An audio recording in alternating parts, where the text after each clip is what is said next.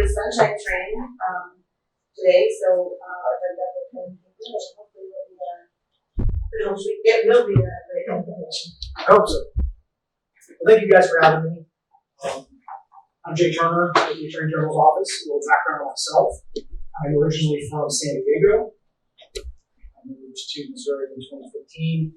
Both of my parents are retired law enforcement officers. I spent most of my career as a state parole agent and securities fraud enforcement. In 2015, when I moved here, I came to work at the AG's office working on both civil and criminal cases. In 2017, I was given some sunshine law responsibilities. Our office has a criminal prosecution and criminal investigation component. And I was the point of contact for those records, so law enforcement records that are popular. In March of this year, I was promoted to the director position. And in addition to traveling the state and giving presentations such as this, my unit is also a unit that investigates alleged violations of the sunshine law by Missouri public government laws. I do apologize, I have a coffee and my water here. I do a lot of these presentations, so my voice might get a little bit hoarse. I do apologize. So first things first, I want to disclaimer. This presentation and anything that I discuss is not to be considered legal advice either by myself or by the Attorney General's office. I am not an attorney. I can't give legal advice. Another thing I want to kind of point out is I know a lot of times public bodies will call our office and ask for advice. I have this record. Is this open? Is this closed? Is this meeting open? Is this meeting closed? Chapter 27 of the Missouri Revised Statutes defines the role of the Attorney General. And by law, our office can only give legal advice to state government agencies, so Department of Health, Department of Corrections, things like that. We can't give legal advice to counties, cities, and other local public governmental bodies. So when you call our office, and I know sometimes that can be a point of frustration. That's why we always refer you back to the legal counsel for your particular body. Your county official, your county commission, your city official, your city councilor, things along those lines.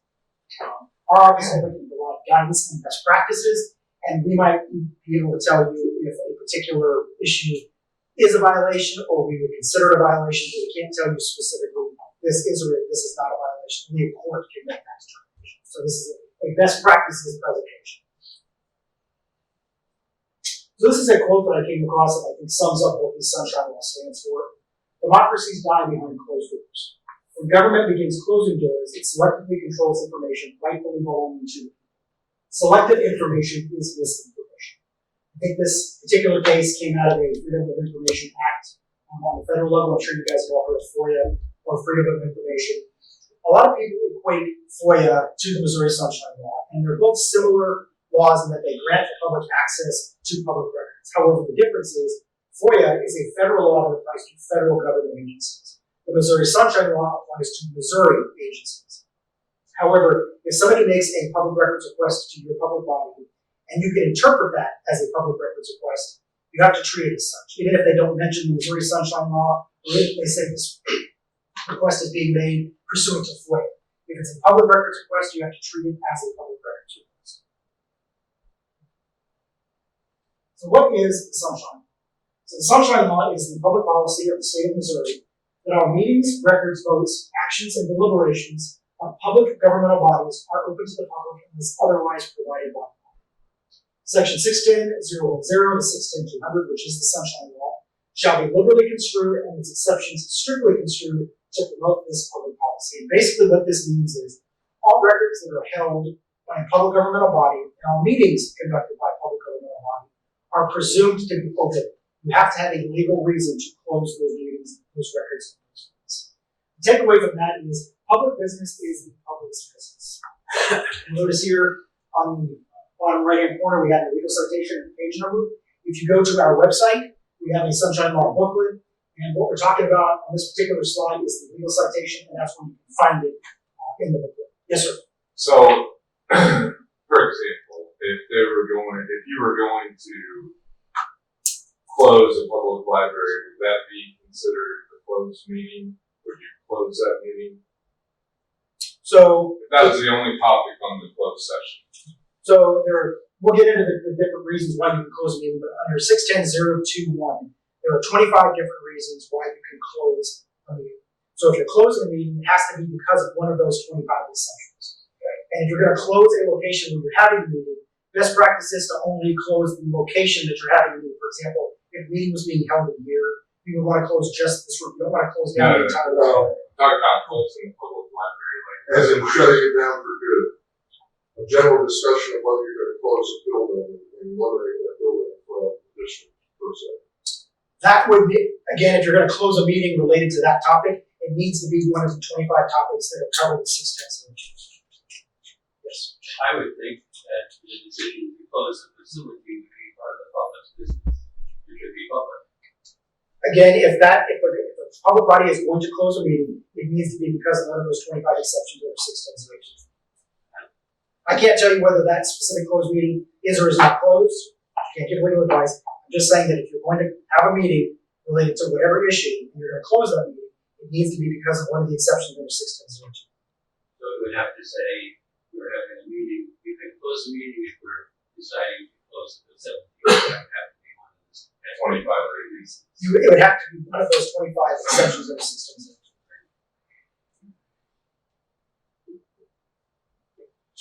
Okay, so who does the Sunshine Law apply to? So it applies to Missouri public governmental bodies, such as municipalities, that's cities, villages, counties, police departments. It also applies to sheriff's departments, special districts, and committees.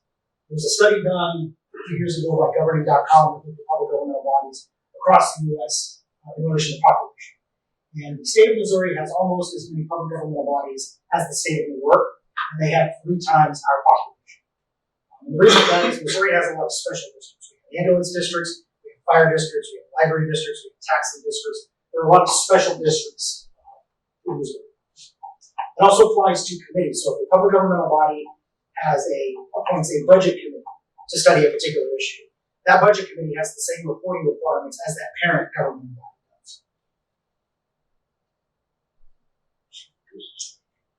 So a public governmental body is defined as any legislative, administrative, or governmental entity that's created by the Constitution or statutes of the state of Missouri by order or ordinance, so a law passed by one of those political subdivisions or districts. And by its very nature, it's the power to govern by a public governmental body.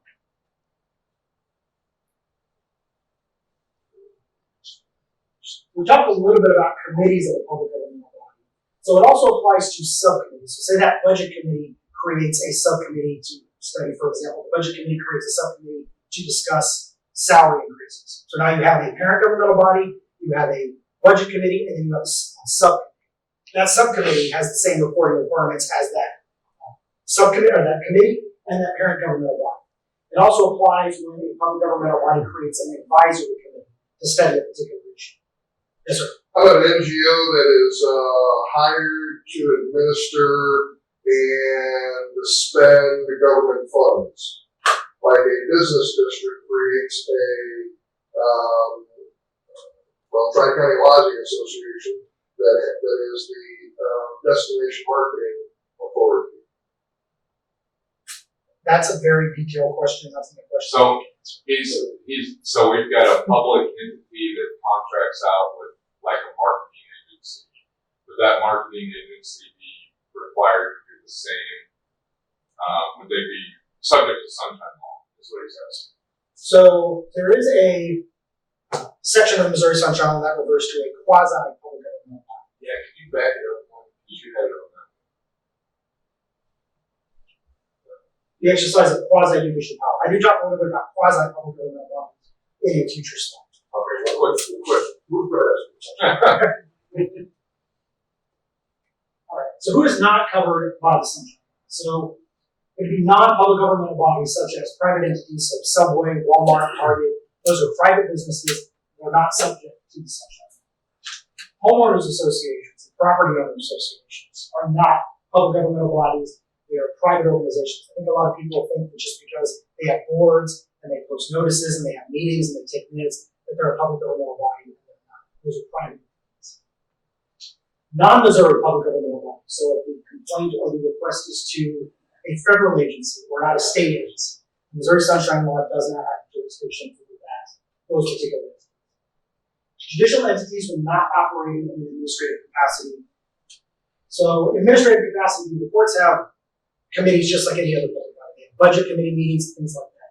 That would be an example of the Sunshine Law applying to that particular section. The Sunshine Law generally does not apply to court records, things off of case. The Missouri courts have their own rule, the Missouri Supreme Court Rule 2, that covers access to court records. Nonprofit corporations, vast majority of nonprofit organizations are not subject to the Sunshine Law because they're private organizations. There is a very limited area of Missouri law that's referred to as quasi-public governmental bodies. And in order to be considered a quasi-public governmental body, it would have to be an entity that are organized under specific chapters of Missouri revised statutes, 352, 353, and 355, I believe the chapters are. And if they're organized under one of those, then they have to meet the next benchmark. So the next benchmark would be that they enter into contracts with a public government body, where they could be considered a possible quasi-public government body. Out of the 20 complaints we get on this particular bullet point, 19 generally do not apply to, the Sunshine Law generally does not apply. It's a very narrow area. And it's very specific depending on what body we're talking about, because different rules attach depending on the type of body, how it's organized, and things like that. So it's these are situations where we get a complaint, we'll reach out to the body and ask them to, whether or not they believe that they are a public governmental body or a quasi-public governmental body.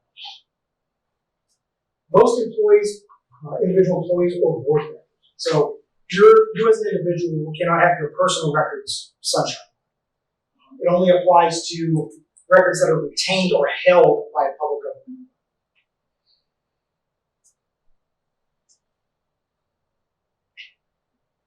So section 610.028 requires that every public governmental body have a Sunshine Law policy that is open to the public for inspection regarding the release of information on any meeting, record, or vote.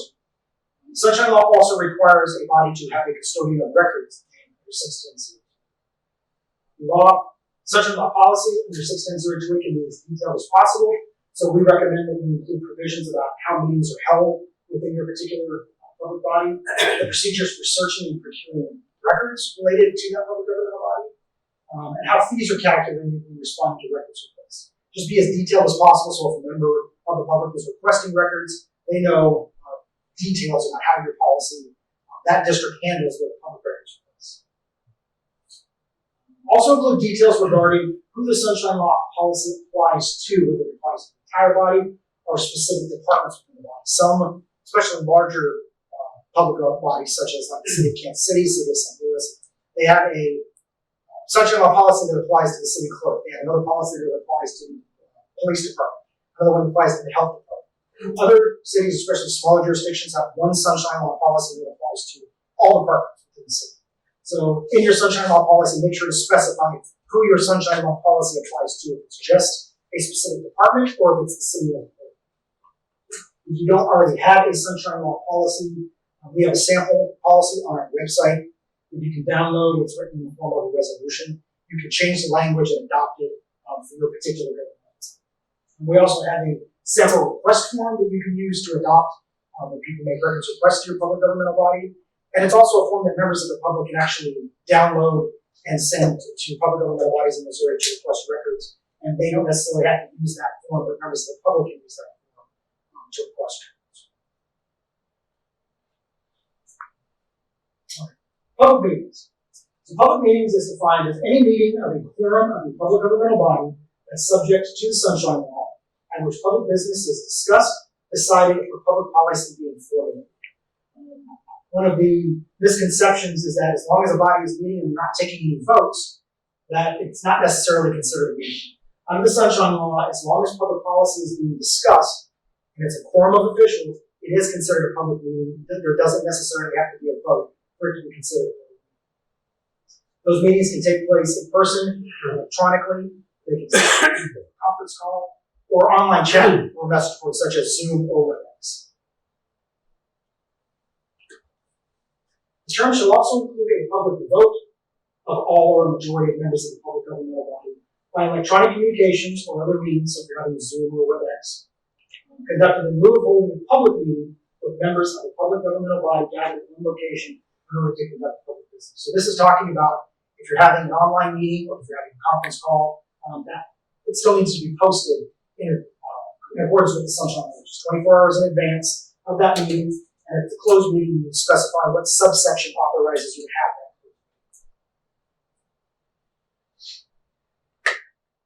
So what is not considered a public meeting? So the term public meeting does not include an informal gathering of members of a public governmental body for ministerial or social purposes, and when there is no intent to avoid the purposes of the sunshine. And this comes out of this court case here, Colombo v. Buford, which I believe was a Christmas party. The public governmental body was having a Christmas party. And there just happened to be enough members there that had it been a meeting, there was a quorum present, but it wasn't. There was a Christmas party. And during this Christmas party, the discussion of employee morale came. They started throwing ideas back and forth about what was considered, what we can do to improve morale within our organization. Well, a member of the public found out about this and said, well, this was a meeting. It was posted 24 hours in advance. There was no tentative agenda. And when the court looked at that particular gathering, they noted that all 5 of these bullet points were not present. It was an unstructured event with no agenda. No one was gathered into order. It was a completely spontaneous discussion. No votes were taken.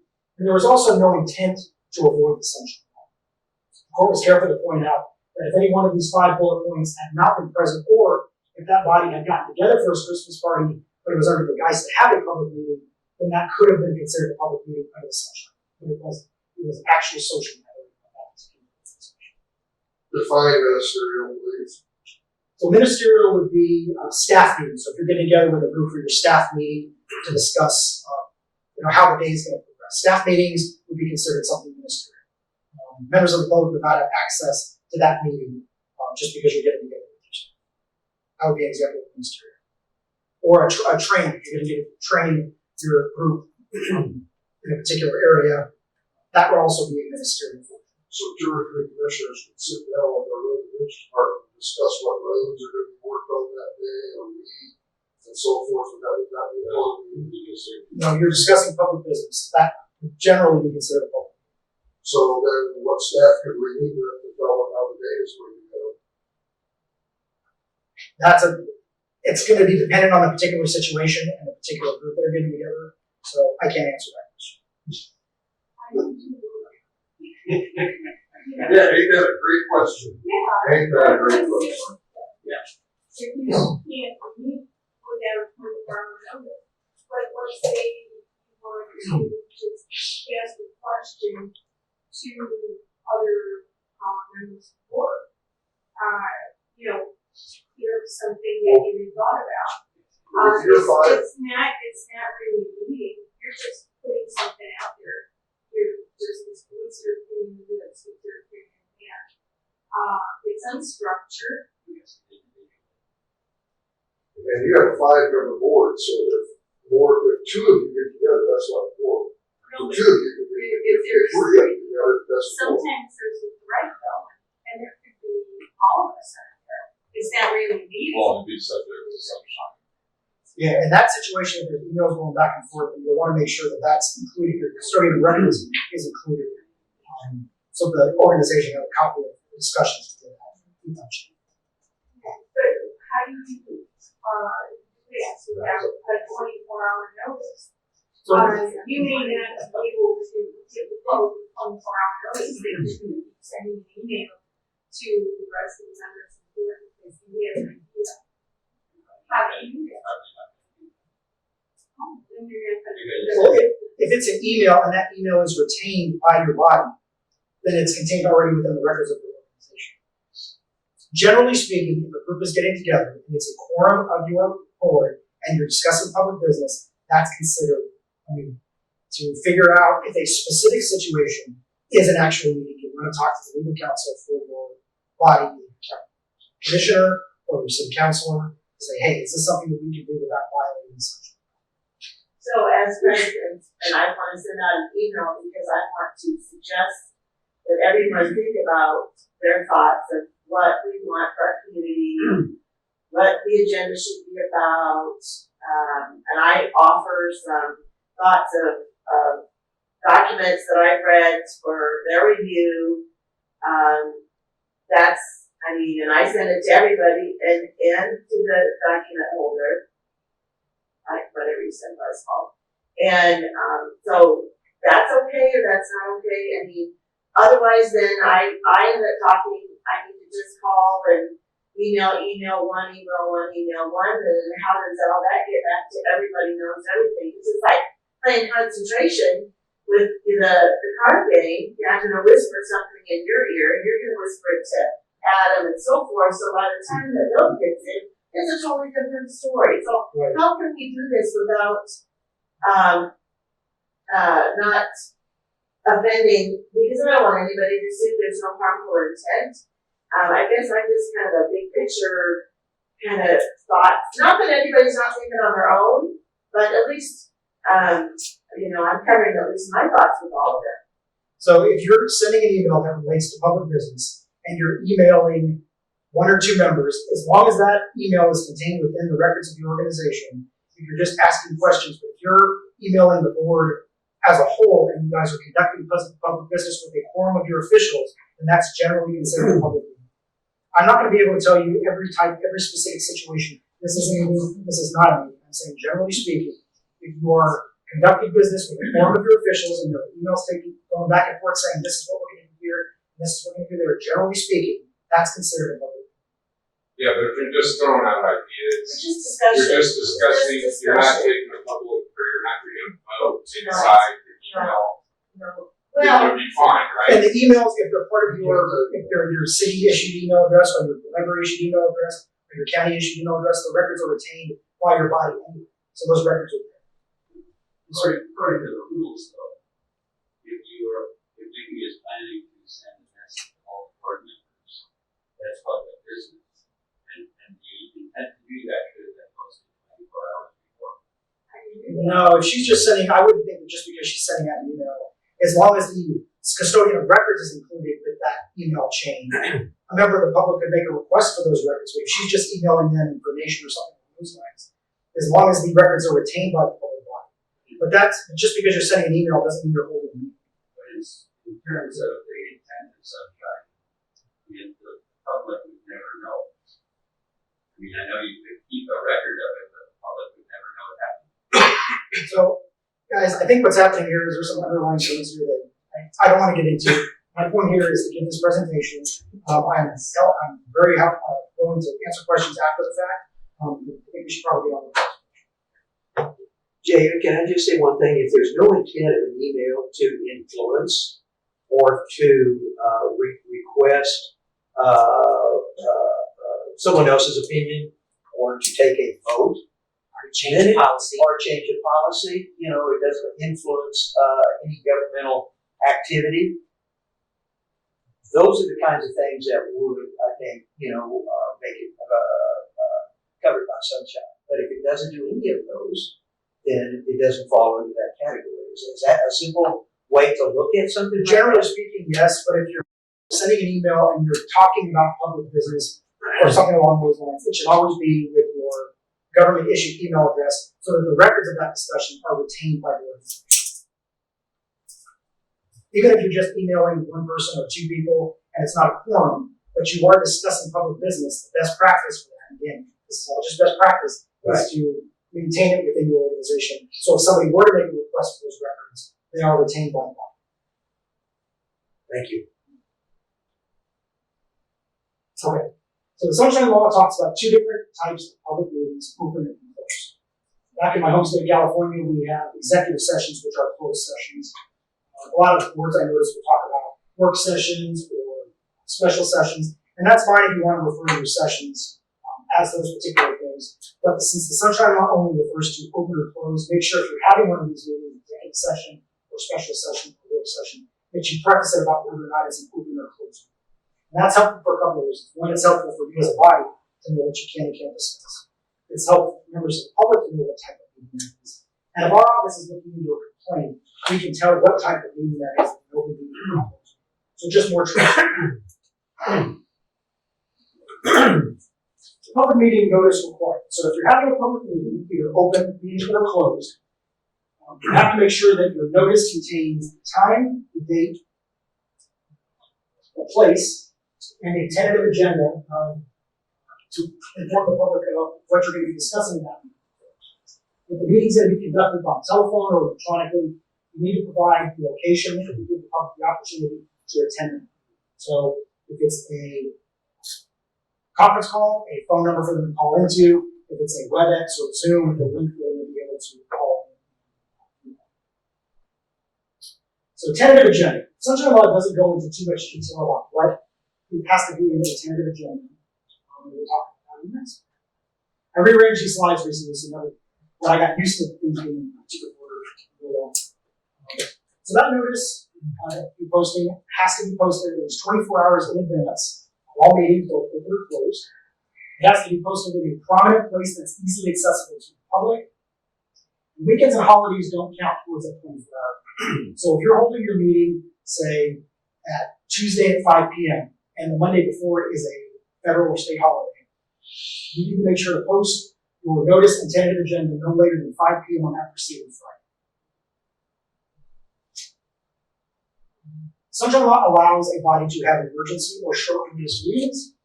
But if you do have an emergency or short notice meeting that is less than 24 hours, you have to make sure to post, you still have to post it as soon as practical.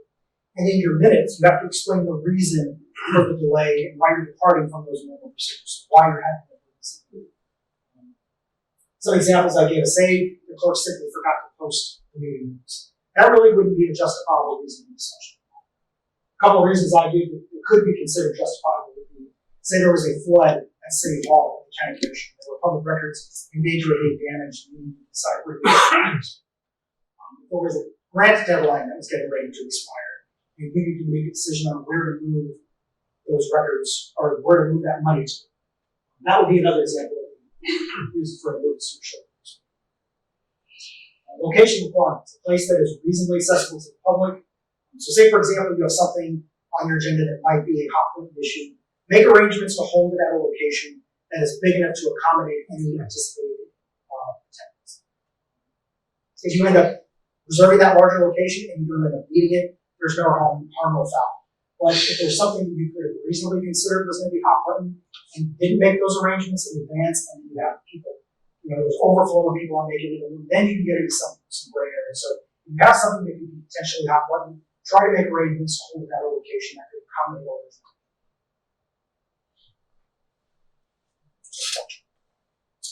So tentative agenda. So Sunshine Law doesn't go into too much detail about what a tentative agenda has to go to a tentative agenda. But it has to be reasonably calculated to advise members of the public of what we're going to be talking about. So on our left side is our potentially insufficient agenda versus right, which is a likely sufficient. So under our potentially insufficient agenda, we have something budgets, park permits under unfinished business. Two things that seem pretty innocuous that may not draw in a large number of people. Out of that, budget has to do with a proposal for your police department's funding, and those park permits have to do with New Year's and fireworks display where there are people have children and animals at home. That's probably going to draw in a lot more. So we definitely recommend that you just be as detailed as possible on your agenda. Recording meetings. So the body shall allow members of the public to record all open public meetings, both audio and video. The body is allowed to establish guidelines regarding the recording process to maintain order. You don't want somebody walking up and sticking a cell phone in a commissioner or a board member's face. So the body can establish reasonable guidelines for that recording process, but you still can't prohibit members of the public from. One of the questions I got recently was, well, what if we live stream our meetings on YouTube? People can either watch it live or go back and watch it later. And as a transparency and public service, we recommend that you do that. And even in those situations, you still can't prohibit members of the public. There's also no requirement that the members of the public notify them that they're recording. So they don't have to tell you in advance that they're recording for them. Closed meetings may not be recorded without the permission of the public. This is actually the only component in the Sunshine Law that actually contains a criminal offense. So if a closed meeting is being recorded without the permission of the body, it's actually wrong. If you're holding a closed meeting and you want to have that meeting recorded for whatever reason, we recommend that you take a vote on the record and note it in the minutes so that you know who's going to be recording and by what method you're going to be recording. So that way everybody's on the same page. Best practices for all public meetings. Make sure you post your meeting notices and agendas in an area that is easily accessible to the public, even after business hours. And consider posting more than one physical notice.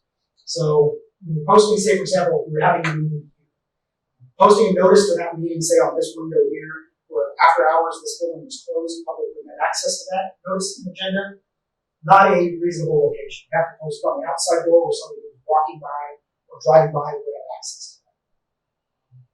If you're having a physical meeting, the Sunshine Law only requires you to post one physical notice. The only exception to that is if you're having an online meeting, say you're having Zoom or a conference call, you not only have to have a physical posting, you have to post a notice on that show. So 2 posting requirements for an online meeting, 1 posting requirement, physical posting requirement for an in-person. Include the date and time that the notice and agenda was posted. So in the bottom left-hand corner or right-hand corner, just note the time and date you posted that. A lot of times somebody will say, for example, I get printed off today that has the date and time of the meeting, but then I don't post that until the next day. Just note the day you actually posted it. And the reason is we do get quite a few complaints on the posting of meetings and notices. So it's always good just to have that physical noting of exactly when it was posted. Include the name and contact information of your custodian records. That way members of the public know who to reach out to request copies. And again, be as specific as possible in drafting consent agenda items. Notice this bullet point I actually put down several times because we get a lot of complaints about tentative agendas. So that's why we recommend just being as specific as possible. Meeting minutes. So in your minutes, you must include the date, the time, the place, the members present and absent has to be line in. It can't just be 5 members present or absent. Actually, has the actual list who is there and who is not. A record of all votes taken, including a vote to close a meeting. Roll call votes must specify each individual member's vote. So every vote taken in a closed meeting must be a roll call. I was training a group of different public government bodies recently, and somebody said, well, our process is to say, John Smith voted this, Tammy Miller voted this, another person from another public government body said, well, our process is just to list all the yes votes and list everybody who voted yes, and then vote no and everybody voted no. Either way of those ways is acceptable as long as you can tell which member voted which. And again, if you're having a closed meeting, you need to cite the subsection of 610.021 that you use to close that meeting. There are 25 reasons under that exception why you can close the meeting.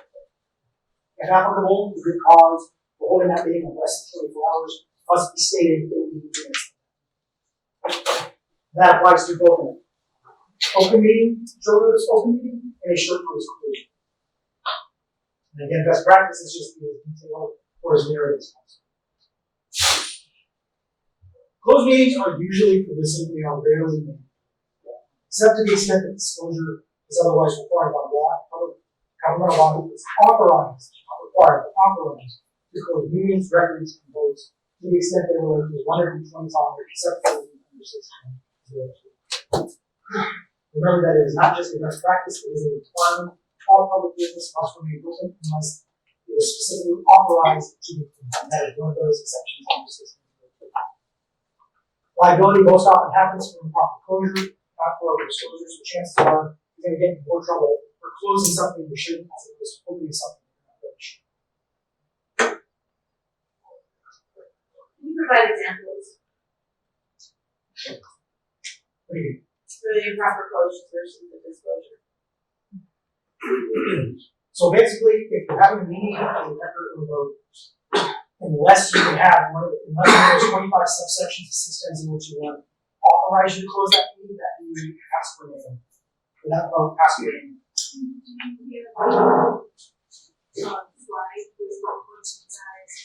I do discuss some of the most common ones. Not all 25. You can pull up that arts and modes. It'll give you all 25. Yeah, they're all listed in that section. Well, the most recent one I think was number 25 that has to do with personally identifying information in utility records. Yeah, you had under utility bills. So these are some of the most common reasons for closing of meeting or record. Some of these have asterisks next to them, and that notes an evidence-based cutoff. So while a particular meeting or vote can be closed for a particular period of time, chances are the ones with the asterisk next to them, those records are eventually going to be an open record. For example, 610, 211, the bid process. So if a public body takes in, say for example, bids to purchase a piece of property, say in the health department, they can take those bids in closed session. And once that winning bid has been selected, purchased, all those legal stuff has now been resolved. Chances are the records associated with that bid process are then going to become 610-0213, hiring, firing, discipline, or promoting an employee. This refers to a body taking action against a specific employee. If you're going to fire your clerk or promote somebody within your organization specifically, this is the subsection that would apply. It wouldn't apply if, say, you were discussing salary increases for across the board. It's when you're taking action on a specific personnel record. Missouri is actually one of the few states that doesn't grant an employee the right to the personnel file. So a public body could close personnel records for whatever reason. I did get a question recently about what if a member of our public body leaves and goes to another public body, and that public body, as part of the background process or the background investigation, requests a copy of the employee's personnel file. The employee even filled out a release form authorizing that body to get a copy of the personnel. That's generally not a sunshine law question. Sunshine law applies to a public records request for public records. In that situation, that's one government body speaking to another government body on a matter of 610-02-114, prohibited from disclosure. I kind of call this one the catch-all, because while there may be laws, the Sunshine Law has these 25 exceptions, there might be other laws that allow a record or a meeting to be closed. An example of that is, say, the request was for records, HIPAA records. Medical records are protected from HIPAA. But out of the 25 exceptions of the Sunshine Law, it doesn't specifically mention medical records. So if the body was closing medical records pursuant to the Sunshine Law, they can cite 610-02-114 and then cite whatever law it is that authorizes them to close those meetings and records. For example, their Social Security numbers could be closed. Driver's license numbers are protected by the Driver's Privacy Protection Act. So medical records are considered personal records. Generally, they would not be considered personal records. If they're contained within the personnel file, for whatever reason, then they could be. But a specific question related to a specific situation would be a question for you. I have a question regarding our we're going to be firing and we've been taking in resumes. How do you go about reviewing the resumes of vaccine people who apply for the job? It's other public record. So I think, I can't remember if it's 610-02-113 or 3, that talks about reviewing applicants for positions under one of those particular sections. I can't remember which one it is. I do believe one of them speaks to applicants for specific positions. So I think you can take those applications in your closed session meetings. But again, it's not a specific question.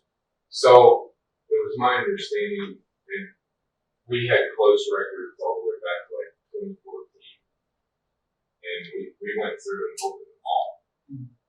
Because there is a subsection that says after 72 hours, any vote that's taken given in public, as long as it's not like pending litigation or anything like that. So, do you expand on that anywhere? Yeah, so as far as votes in a closed session meeting, all votes taken in a closed session meeting are open, even if the discussion about what was discussed is closed. That 72-hour exception only applies to 610-02-13 if you hire, fire, discipline, or promote an employee. Then you can withhold the results of that vote for 72 hours. But at the 72-hour mark is when we have to release the results of that vote. Yeah, I think that kind of goes to what she was talking about. Like if they wanted to discuss a potential applicant, they could do that in closed session, and then if they did make a vote on something, it would have to be disclosed. Correct. And in that period, that 72 hours, you need to notify the person who the vote was about that a request for that vote was made, and you're going to release it in 72 hours, which is letting that person know, because someone will request. And it was a part of the open session then that to tell the public that we had, I don't know how many applicants that we had, and that we're looking at the closed session, not stating any names, that we're informing the public. Is that allowed versus just keeping it all? Just if you voted, then how you voted, like if you voted for one person. No. Open session. Oh. Let me finish. Open session is that, as president, I'm just informing the public. The public knows that we're looking for a director. And I'm gonna just be upfront and say we've got so many. Right. I don't need to say how many, I just said so many. And then, if there's anybody here who has questions, I'm not gonna tell you who, what, where, how, but anything else, and then discussing maybe, letting the public know, this is some of the board's thoughts on criteria of who we're looking at. In an overall general sense. I don't know if that's okay or not okay, but then in closed session, we go into to discuss all of our people, our fund. And then I think when the person, if we vote on or it's decided or whatever, then we can tell the public about all those kinds of things. Am I on the right track or right? Remember, generally speaking, the sunshine law allows you to close public meetings. It doesn't necessarily require it. But if you do close those meetings, it has to be one of those 25 days. And in the hiring part is.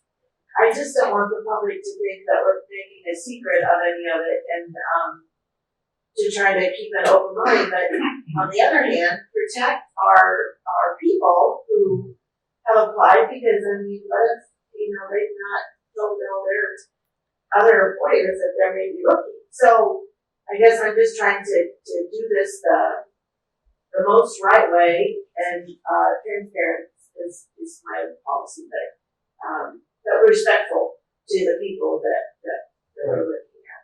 And just remember that, again, there's going to be open. If you want to close something, you can, as long as it applies to more than 25 days.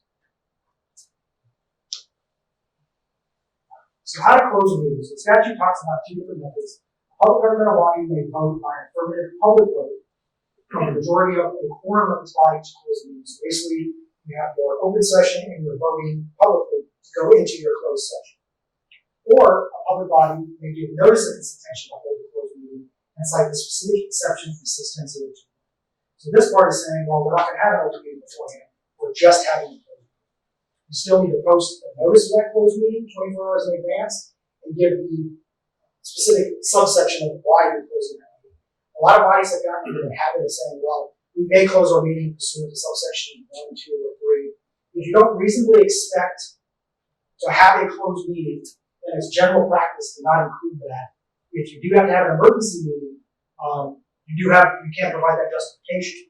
But just make sure that if you're having that closed meeting, you state the specific reason, because you may have a meeting today and close it pursuant to subsection 1 legal. And the next week it might be closed pursuant to subsection 3 personnel. There are different reasons to close meetings for different reasons. So just make sure that if you do have that closed meeting, you state whatever specific reason is for holding that closed meeting under that particular subsection. And again, only close a portion of the facility used for closing that meeting when we discuss business necessary justifies that meeting.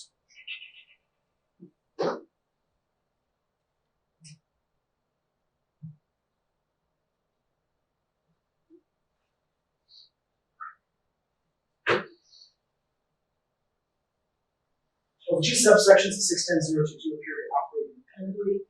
It might be useful for agency to apply both processes. So what this is talking about is basically when you are in your open meeting, you have to take that public vote to go into your closed meeting. If you're just holding your closed meeting, there's no requirement for you to take a vote to go into that meeting as long as you post that notice 24 hours in advance with your 610-021 exception. In that situation, we still recommend you take a vote to go into the closed meeting, even though it's not particularly required, because you're there for the closed meeting, everybody knows what you're doing for the closed meeting. Still take that public vote, it's the best practice. Advice. Okay, let's talk a little bit about public records. So what is a public record? The Sunshine Law defines a record very broadly.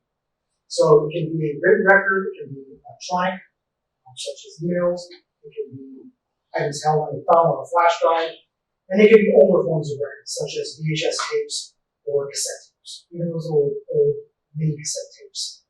If they're retained by the body, sometimes Sunshine Law generally considers records. So what record must be retained? So we do get a lot of records retention questions. I have this record. Do I have to keep this record? For how long do I have to keep this record? That is not a Sunshine Law question. That is a records retention question under Chapter 109. Our office doesn't have jurisdiction over Chapter 109. That is the Secretary of State's office. So if your question is, do I have to keep this record? For how long? That's a Secretary of State question. If your question is, I have this record, is it open or closed? That's a Sunshine Law question. Under 610. And then on email address, if you guys have local records questions, the Secretary of State has a specific email address for local public bodies to reach out with record retention and local records questions. Electronic transmission of records. Always remember, as a general rule of public records, any record, whether written or electronically stored, retained by or of a public governmental body, so that is emails in your general course of business, even if you're just sending an email generally about, hey, I want to get everybody's lunch list or something like that. If that email is taking place over your body's email and it's retained by your body, it's considered a public record. But also under 610-5, an electronic record may be considered a public record if it's sent to a quorum of officials, which includes your sender, and it relates to public business. So that's why we always recommend and make sure that if you're talking about public business over email, that it is retained by your body so you have a copy of it in case a public records request comes in. It's always better to err on the side of caution. If you're not really sure if something should be a public record, err on the side of caution and say, well, we'll keep it just in case rather than have something not be a public record. Something the message meets the above requirements and best practices to send to members of government issued device or to your custodian of records. So we do have a lot of public bodies that are not using a government issued email address, just are using Gmail or Hotmail. We actually recommend that you have a government issued email address, but we know that's not always practical for smaller jurisdictions. So in those cases, we recommend that you create an email address specifically for your custodian. So if you are getting emails over Gmail or Hotmail, or you happen to get an email on your personal device, you can forward it to that email address for your custodian, so then it becomes a part of your public record of your organization. So far, there haven't been any court cases that have ruled that records held on a personal device or a personal email or a cell phone are a public record. But you don't want to be the first governmental body that happens. So if you're getting an email or something on a personal device, send it to your custodian. That way it's off your personal phone and you don't have to.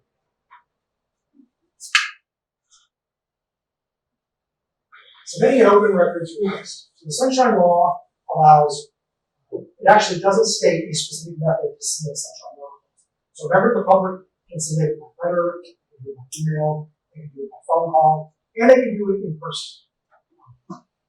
We always recommend to do it either by email or by letter, so there's a written record. There are times that I'll get a phone call from somebody that says, well, I put in my records request 3 weeks ago and I haven't heard anything back. I asked, who did you speak with? And I'll call that person and say, hey, so-and-so put in a public records request. And that person says, I haven't had that person because I've never heard from them. At that point, it becomes a he said, she said kind of situation. There's no way to verify that that call or that request actually came in. We recommend that you do all your requests by either email or on your, even though the Sunshine Law doesn't require you to do that, it's a lot easier to track if it's in there. A public governmental body must act on the request as soon as possible, but no later than 3 business days after the custodian receives it. I underline after the custodian receives it, because there was a court case that was decided in 2021, Starr versus the Jackson County Prosecuting Justice. Address your request to the custodian of records by name or by title.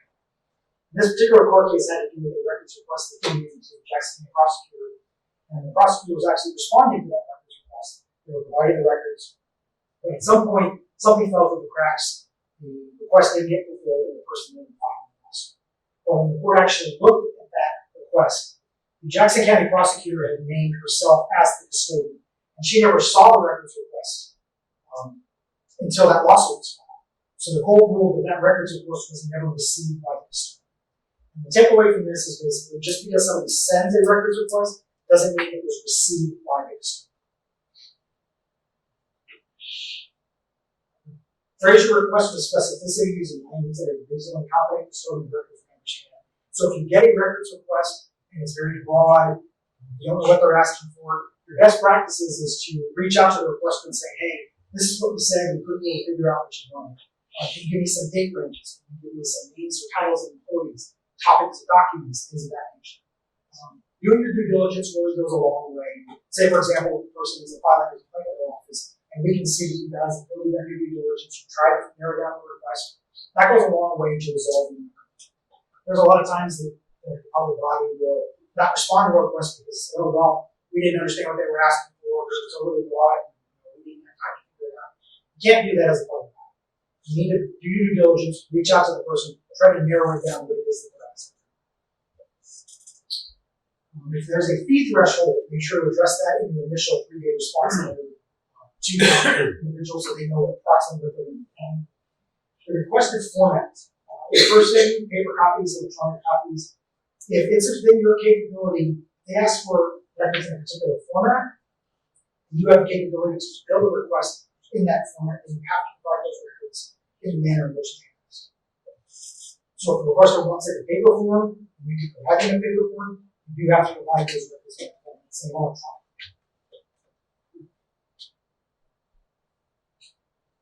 Public government bodies must act on the request as soon as possible and within 3 business days after the custodian receives it. You don't necessarily have to provide those records within those 3 days, but you do have to provide the person some type of response and give them the time that they can expect those records.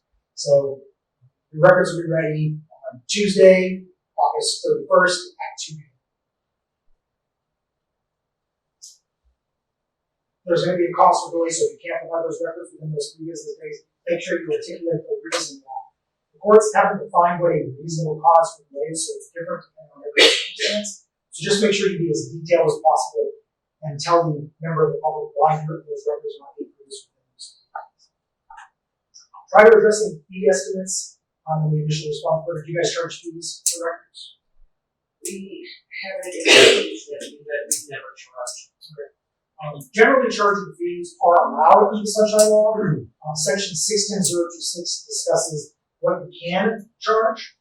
And if you decide to waive fees or reduce fees, that's also up to the public body under 610.026 if you guys choose to waive or reduce fees. Best practice is to do that initial search and estimate how many documents are going to be responsive and identify that for you. All employees should know the identity of your custodian of records and should forward a public records request to the custodian. So say, for example, if you're not a custodian and you receive a public records request, best practices is to forward that to the requester and include your custodian of records in that request. That way, it's off of your plate, you're not the custodian, so you don't need to worry about it. It is now in the hands of your custodian, and the person making the request knows who they need to reach out to get copies of the documents. Records can be held in more than one location, especially electronically. Now we're using one electronic, but a lot of bodies still have electronic records versus paper records. So just make sure you do that diligent search to determine what records are going to be responsive. Contact the requester in writing. Everything's always better in writing. Note the day the initial 3-day response was sent out. This is another situation where you may print off the response, but you may not mail it the next day. Make sure you note the actual day that it went out. On with the statute. Confirm your understanding of what is being requested and engage with the requester to clarify any possible fees. So make sure you know how they want those records produced. If you eliminate that in that 3-day letter, it solves a lot of headache down the road. The person goes back and says, well, I wanted this in paper form, you gave it to me in electronic form for the rest of us. So try to get that all situated in that 3-day response letter so you know how that person wants those records produced. Again, be very specific when explaining why those records can't be provided within those 3 business days. That delay has to be a reason. So just be very detailed in why you can't produce those within those 3 business days. If there are no records responsive to a request, the body still needs to send a response to the requester to let them know. Redacting of repository instead of closing the entire record, so if you just have one or two items that need to be redacted, don't withhold the entire record, just redact the areas that need to be redacted. Obvious reasons for closing records should be stated on the document itself. So if we're providing your attorney, make sure you specify that on there. So 6 months or a year down the road, your custodian is not having to sort through stuff, trying to figure out what's closed and what's not sealed with the document.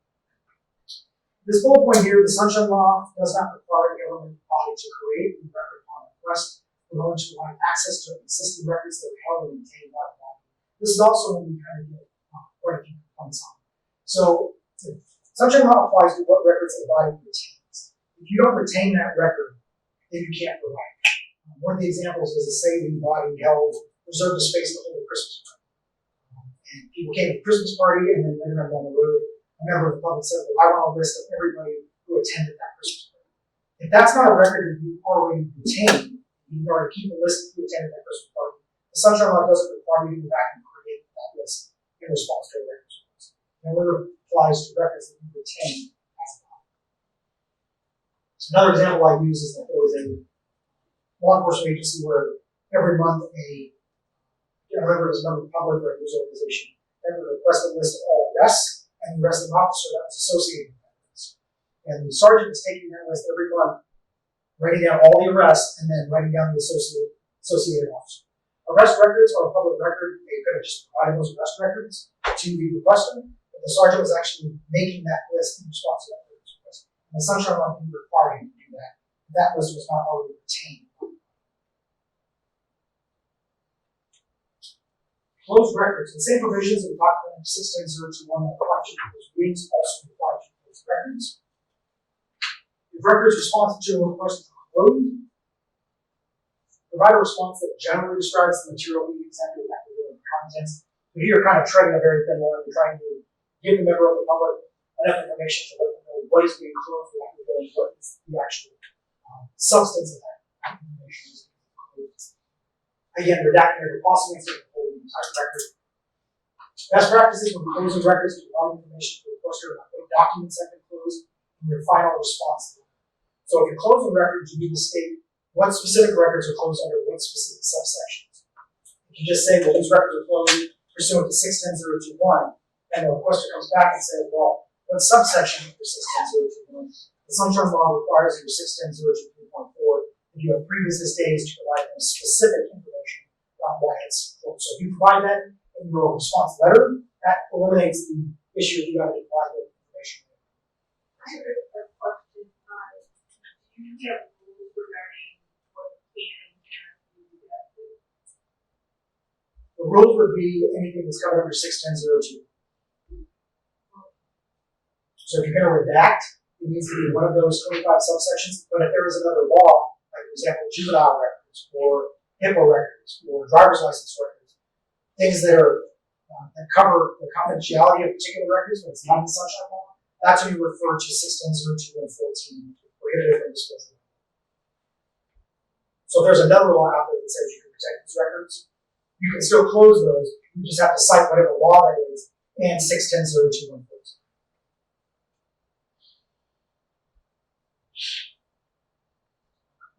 Some final thoughts, 10 top things to know about the Sunshine Law. When in doubt, a meeting or record of the public body should be open to the public. Remember, all records and meetings are presumed to be open. You have to have that legal reason. The Sunshine Law applies to all records, regardless of the form they are kept in, and for all meetings, regardless of the manner in which they are held. Sunshine Law allows the public body to close meetings and records to the public in some limited circumstances, but it almost never requires the public body to do so.